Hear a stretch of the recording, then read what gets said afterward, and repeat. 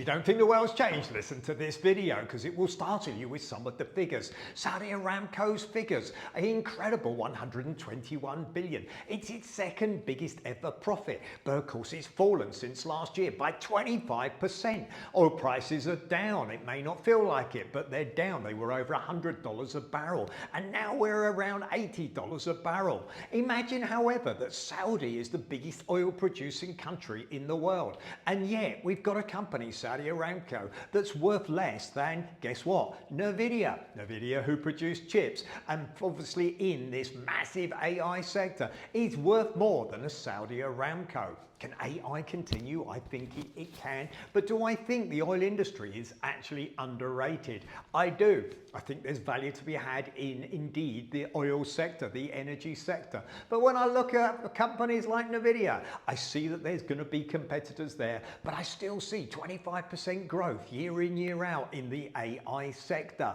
Hey, if you don't think the world's changed, you're absolutely wrong. Saudi Aramco is going to continue. It's increased its dividend. It's got massive reserves. But when we look at the world right now, we can see there's sectors that continue to do well. The oil industry is one, and renewables, which they're investing in, certainly is going to be a good investment for them and Saudi.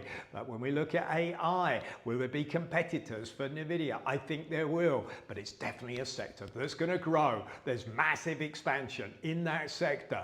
Saudi is going to be concentrating more on relationships with China. Why? They see that as the potential for bigger sales of oil. The world has slightly changed, but there's still investment opportunities. Just subscribe to my YouTube channel. I'll keep you up to date with the latest on exactly what's happening in the investment markets and some crazy stats like Nvidia being bigger than Saudi Aramco.